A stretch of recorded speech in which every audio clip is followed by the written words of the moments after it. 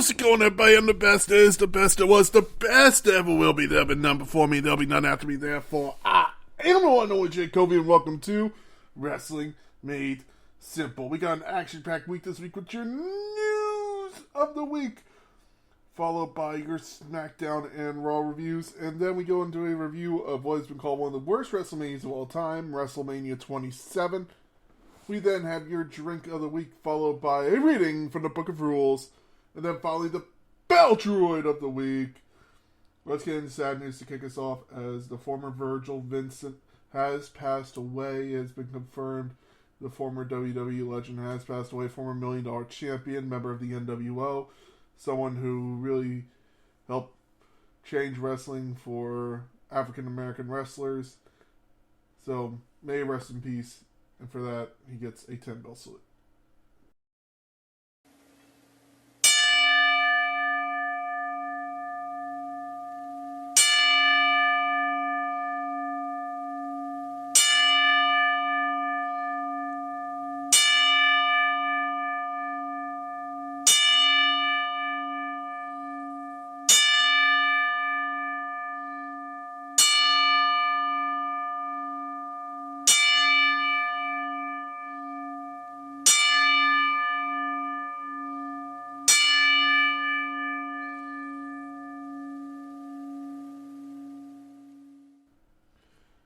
May he rest in peace. Now, let's move on to some more news, as an AEW star has left AEW. Apparently, Mike Santana, former Santana Ortiz, and a former member of LAX, has left AEW. Apparently, he is no longer on the roster on the AEW website, thus confirming that he has left the company. Wherever he goes, if Ortiz follows him or if he goes on a singles run, shout out to him. He's one of the best tag team workers in the world, and I'm excited to see what he can do. Alone. And finally, some huge news, as they have revealed the next person to enter the WWE Hall of Fame. It is none other than Paul Heyman, who will be going in Philadelphia. This is awesome news and welcome news for those who have been championing Paul Heyman to enter the Hall for a long time. So shout out to Paul Heyman, former ECW owner and promoter, former GM of SmackDown, former manager of Brock Lesnar, where he has been a manager, an advocate, or a wise man.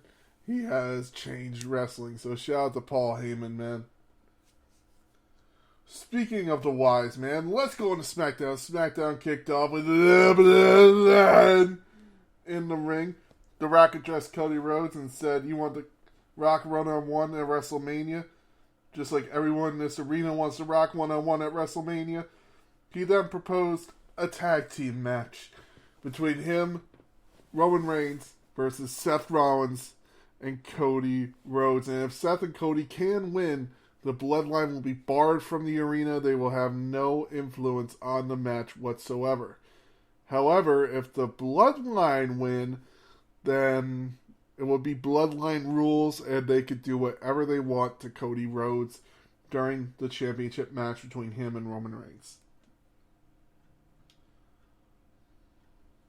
Now, people are pitching for this, for Seth Rollins to turn on Cody Rhodes. I actually don't believe this. I would love to see Cody and Seth win the match, and then you hear The Rock getting pissed off. He has nothing more to do at WrestleMania. What's he going to do?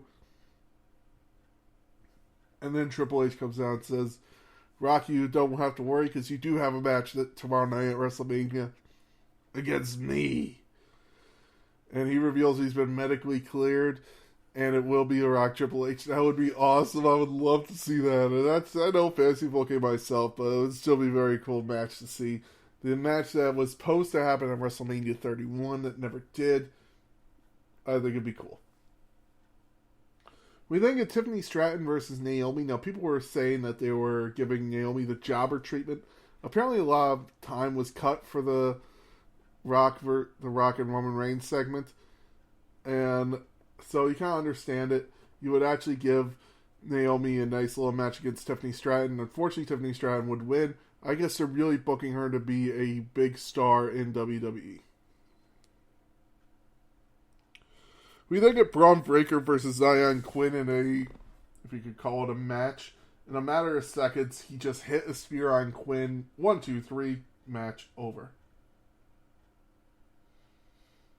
We then get Carlito versus Santos Escobar in a very nice match, a street fight, if you will.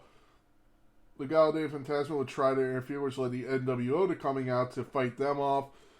You would have Elektra Lopez try to come out and Zelina Vega fight her off, and then you would get Rey Mysterio make his return. The crowd went crazy, helping Carlito get the win. And I guess this is going to set up their match at WrestleMania. We then get Randy Orton versus Austin Theory, which was a fun match. Randy Orton would pick up the win with an RKO. And then you would actually have Kevin Owens get involved and attack Grayson Waller. Kevin Owens would hit the stunner, and Waller would then be hit with the RKO to end the show. I thought this was a fun SmackDown. I really did enjoy Randy Orton hitting the RKO from out of nowhere. He really can. And if you actually go back, there was a botch during this match at the end where it was Theory trying to go for like a top rope suplex, but their legs were in place, so Randy Orton actually saved Theory from breaking his neck in this match. So very cool, shout out to Randy Orton. Let's move on to Raw, as Raw kicked off with the American Nightmare, Cody Rhodes, saying he will not be distracted by The Rock. Cody asked Seth if Seth had his back and said there are some bigger things than us when it comes to taking down the Bloodline, so he said he has his back and he will team with him if he needs it. We then get announced that Seth is cleared and will be returning to action and will be at SmackDown this Friday when they confront the Bloodline. Cody Rhodes says he won't cry on an Instagram video. He said he will give his answer at SmackDown. Good promo by Cody Rhodes and Seth Rollins. People are saying that the way Rollins was looking when Cody had his back turned, it's the reason he's going to turn on him. Again, I'm still not 100% sold because I feel like they want a babyface for the match at WrestleMania against Drew McIntyre. I don't know. Maybe they'll add Sami Zayn to the mix and then Seth can be the heel. We think of Intercontinental Champion Gunther versus Dirty Dominic Mysterio. This would be a quick match. You would actually have Gunther chop Dom so hard it would flip Dom through the air. So really cool little segment there. He would then beat Dom by submission. So you would have Gunther retain his title. And this is actually apparently to lay off Dominic Mysterio just for a few weeks so he could go get married. I imagine we'll see him back before WrestleMania.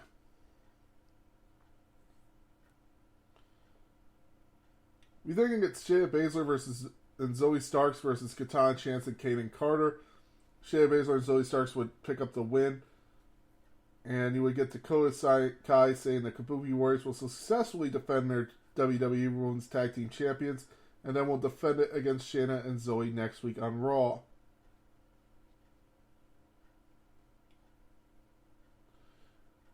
We then get Nia Jax and Becky Lynch. Good little match. Didn't have a really chance to get going as Liv Morgan would interfere and attack Nia.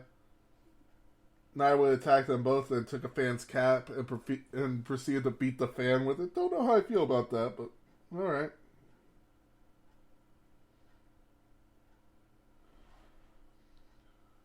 We then get Andrade versus Apollo Crews. This was Apollo Crews' return to Raw and Andrade's first singles match in WWE since returning from AEW. Andrade would, of course, pick up the win. They're trying to build him as a big babyface on Raw.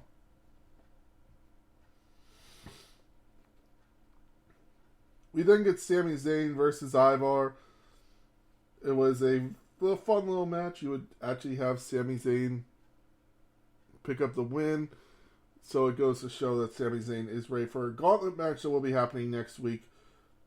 It will be Sami Zayn versus Chad Gable versus Shinsuke Nakamura versus Big Bronson Reed versus Ricochet versus JD McDonough. And whoever wins goes on to WrestleMania to face Gunther for the IC title. I really hope it's Chad Gable. Also during this match, Michael Cole was losing his mind as he decided to put on Valhalla's headgear. So that was very funny. I really was laughing at that. Michael Cole is clearly having the time of his life as an announcer right now. We then get Drew McIntyre versus Jey Uso in your main event. Jimmy Uso would once again cost Jey Uso the match as Drew McIntyre would hit the Claymore on Jey for the win. Solo Sikoa tried to interfere, but Cody Rhodes took him out. Seth Rollins then went after Jimmy, and Drew took him out with a Claymore to end the show and hold the title. This is going to be a fun WrestleMania, ladies and gentlemen. This is going to be a good one, and I am truly excited for what WrestleMania has to offer this year. But we're not here to talk about WrestleMania this year, are we? No. We're here to talk about WrestleMania 27 from Atlanta. This was supposed to be a huge WrestleMania. The return of The Rock coming back to host WrestleMania, called the biggest WrestleMania ever. 71,000 people in attendance in the Georgia Dome, a buy rate of over 1 million. It was one of the fastest WrestleManias to ever sell out. And then you get to the show itself.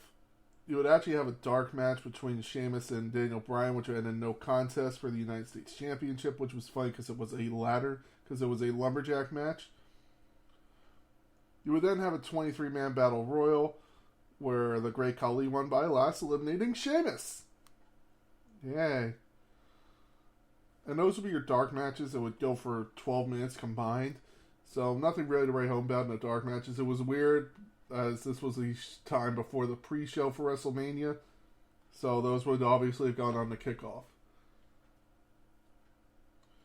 You then get Edge defending his World Heavyweight Championship against Alberto Del Rio. Edge will have a great match. Alberto Del Rio, the former Royal Rumble winner, the man who had won the Royal Rumble that year and decided to challenge Edge instead of going after The Miz for the WWE Championship. So it was fun to see that. I thought it was a great match that they were able to put on. I thought Edge as a babyface was definitely something that no one truly was ready for.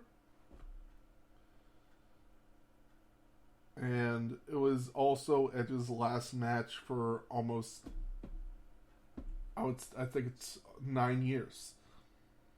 So he would return in 2020 Royal Rumble. So Alberto Del Rio gets the honor of being what they thought was Edge's last match, even though it wasn't.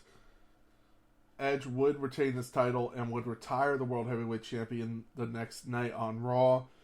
And then you would also have Edge after the match destroy Alberto Del Rio's car, his Rolls Royce Phantom. So yeah, Edge was still rated R, man. It was still fun to see. You then get was a hidden gem on the show of Cody Rhodes and Rey Mysterio. Excuse me. You would actually have Cody Rhodes write this whole match down as Cody Rhodes was trying to come up with a way to make it on their WrestleMania card.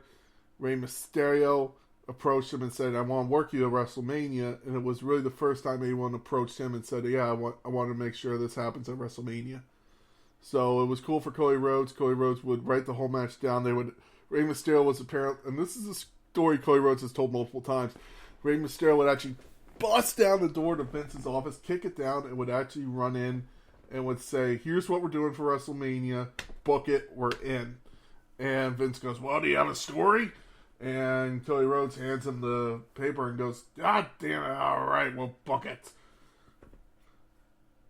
The story was that Cody Rhodes was actually dashing Cody Rhodes at the time. He was supposed to be this handsome man, unbelievable, and Cody Rhodes would get injured, have his nose broken by Rey Mysterio because Rey Mysterio was wearing his knee brace. And you would have Cody Rhodes start wearing a clear mask to say, I'm ugly and don't look at me, like kind of Phantom of the Opera-ish, while it's covering nothing. It was a joke. So you would have Rey Mysterio come out and basically he would come out and say, yeah, I didn't mean to do that. I'm sorry. And it would just lead to Cody Rhodes going on this twisted mental tour, coming out to finally go against Rey Mysterio, the man who maimed him. And it's a great match. Cody Rhodes would end up picking up the win. Rey Mysterio would continue his costumes for WrestleMania of superheroes. I don't believe he did this year, but this time it was WrestleMania 27. He went as Captain America. So very cool outfit for Rey Mysterio. And he would lose to Cody Rhodes in Cody Rhodes' first WrestleMania win ever.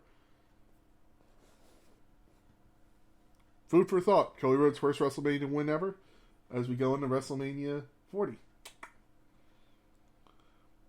We then get an 8-man tag team match of the Core, Ezekiel Jackson, Heath Slater, John Gabriel, and Wade Barrett versus The Big Show, Kane, Kofi Kingston, and Santino Marella. Only 3 people of this match are with the company now. That really is a shame. This was a fast match. It was actually a minute 37.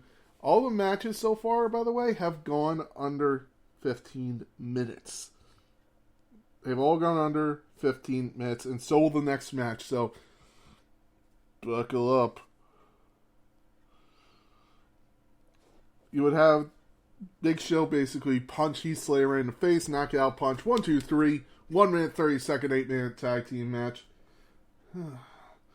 By the way, I want to point out that the team won was held no titles, and the team that lost was the Intercontinental Champion and the Tag Team Champions. Yeah, great way to book your champions, guys. Great way. Good job. Good job. Golf clap. Golf clap. We then get Randy Orton versus CM Punk in a singles match. This was WrestleMania 27, so CM Punk's second to last WrestleMania match. Or, I'm sorry, third to last WrestleMania match.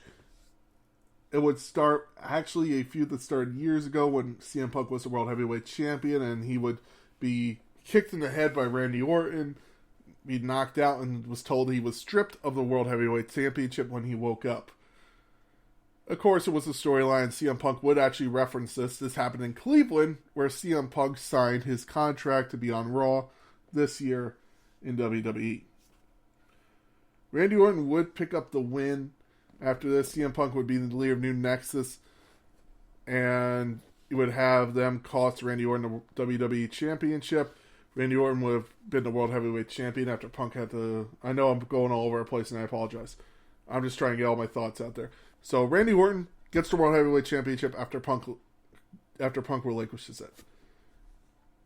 Later on, years later, Randy Orton's the World Heavyweight Championship. The Nexus cost Randy Orton the WWE Championship of a cash-in from The Miz. Who's the leader of the new Nexus? CM Punk, the guy Randy Orton took the title from. So what happens? Match at WrestleMania. They have a great match. They actually do have an all-time classic. Punk would refer to Randy Orton as one of his favorite opponents and would actually salute him when he returned at Survivor Series. So, and would do Randy Orton's pose. So it's very cool to see that they actually do are friends in real life. And you would actually have Punk do the job for Randy Orton, which was something that no one thought was going to happen. Everybody thought Punk was going over on Orton, but Orton would pick up the win. Oh, God in fucking heaven, kill me. Next match is Michael Cole versus Jerry the King Lawler. This is the reason people hate this WrestleMania. This match was given 13 fucking minutes while the Core got 1 and Cody Rhodes and Rey Mysterio got 11. This match should have been a 1-minute match. It should have been Jerry the King Lawler picking up the win. 1, 2, 3. Michael Cole taps out. That's it. Done. Match over. They proceed to defecate on the ring. The best way to describe it is they took a shit in the middle of this ring. That is the best way to describe this match in the whole. It is just a piece of shit. It is terrible. You would have Michael Cole, who has never really wrestled in his life. I want to point out an amazing journalist. Actually, I believe covered the Iraq War and Desert Storm when it was happening. The guy is an amazing journalist.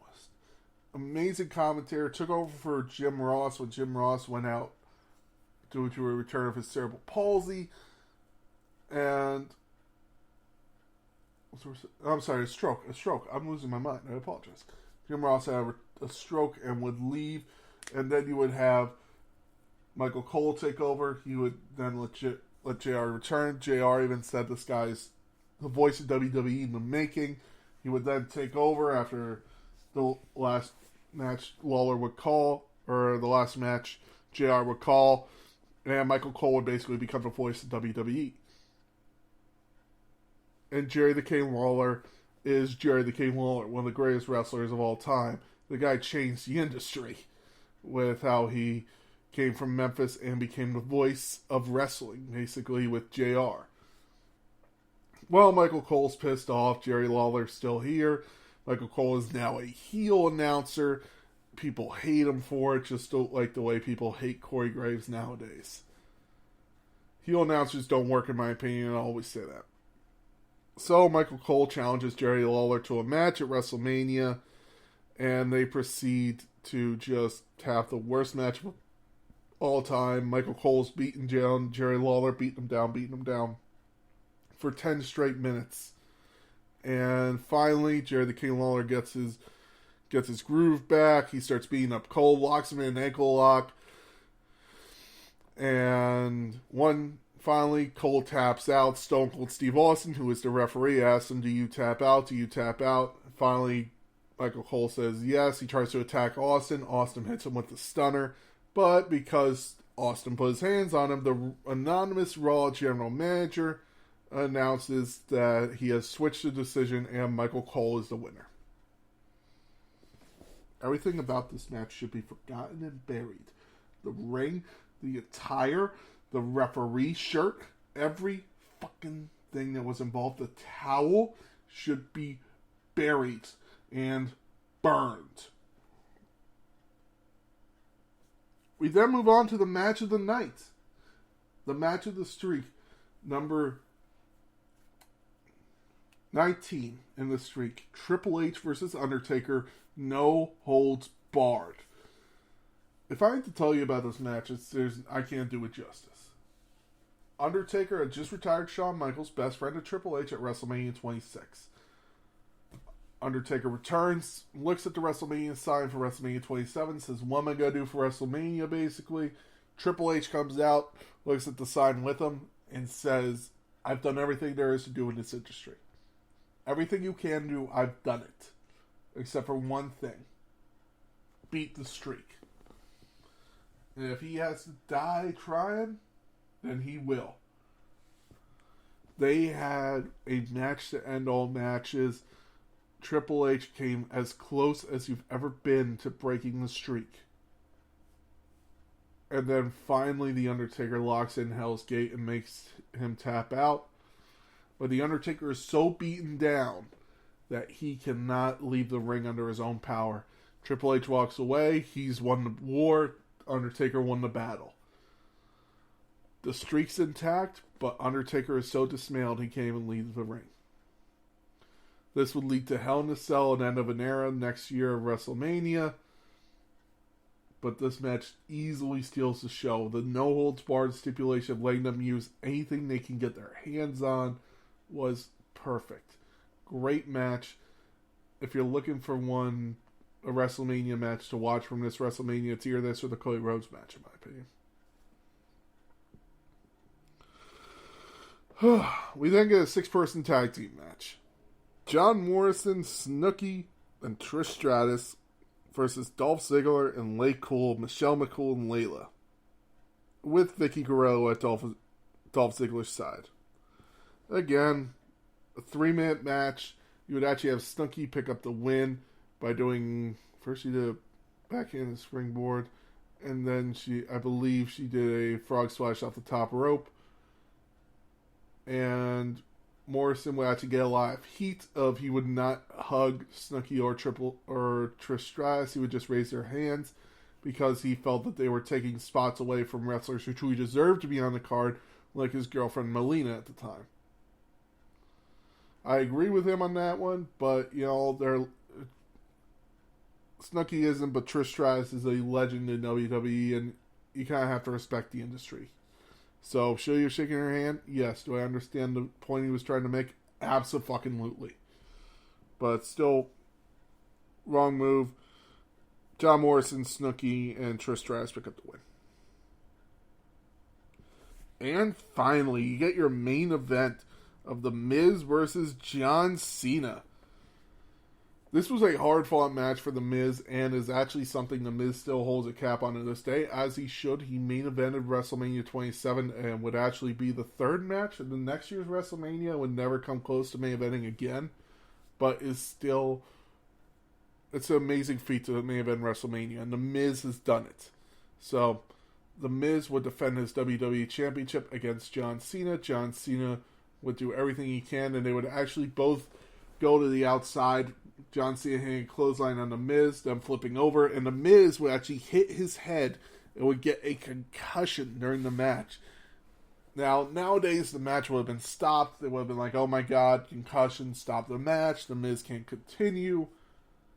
But it's the main event of WrestleMania. So The Rock, they get counted out, and The Rock, your guest host, comes out on an audible and says, no, that is not how we're ending WrestleMania. WrestleMania cannot end on a countout. This match will be restarted with no DQs and no countouts.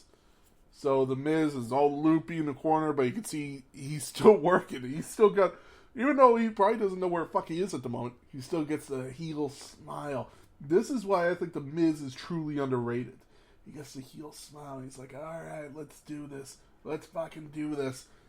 And Dwayne hits the rock bottom on John Cena to set up next year's main event of WrestleMania. Miz picks up the win, 1-2-3, retains the WWE Championship, and beats John Cena in the main event of WrestleMania. Wow. The matches that were good on this show were good. They were damn good.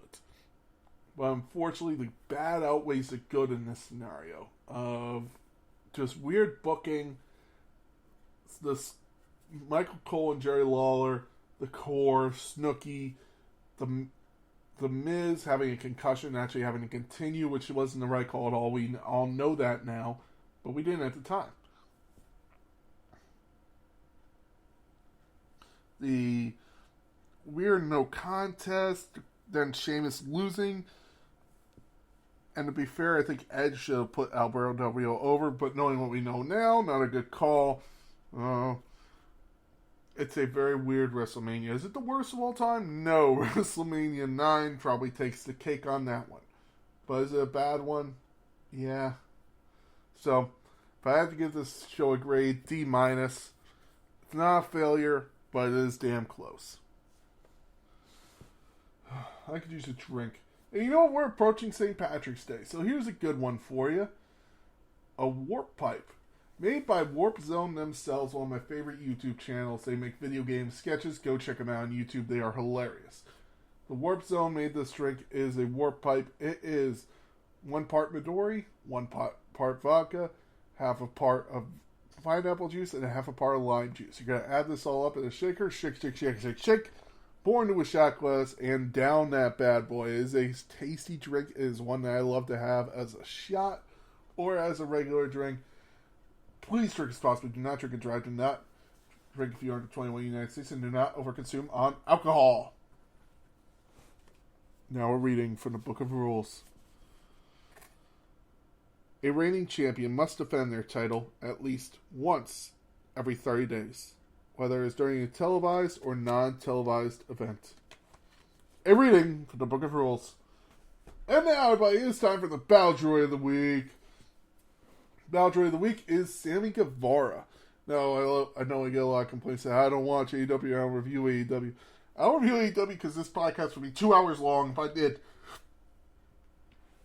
I already got SmackDown and Raw to review. I don't want to add Collision, Dynamite. Then I would probably have to review NXT. Then I would have a pay-per-view every week to review. And the classic pay-per-view review. It would take me too long. That's why I stick to WWE. 1, it's more mainstream. 2, it's more understandable to the regular fan, in my opinion, but that's just my opinion. I keep it simple. This is wrestling made simple. So anyway, for those of you who don't know, Sammy Guevara, who performs in AEW and is truly what I believe a future main eventer, unfortunately had a bad mistake of he injured Jeff Hardy. Now he has had a few injury problems in the past of injuring people. And the reason I'm putting him on this list is because I gotta be fair. I did it to Nia Jax, and now I need to do it to Sammy Guevara. Does he deserve to be suspended from AEW, which is the sentence he has so far received? I don't know. I don't believe so, but he did break Jeff Hardy's nose and give him a concussion, which could take Jeff Hardy out of action for some time, taking money away from his family. So maybe a suspension is what is needed, but definitely this is needed. Sammy Guevara, congratulations. You are the Bowdroid of the Week. Congratulations. Uh-oh. Ladies and gentlemen, thank you very much for listening. I have been the big guy. This has been Wrestling Made Simple. And next week, I hope to have a special guest on as we review a past WrestleMania. Again, on the road to WrestleMania 40 in Philly. So, thank you very much. Have a great week in wrestling. I've been the big guy. Enjoy this week in wrestling.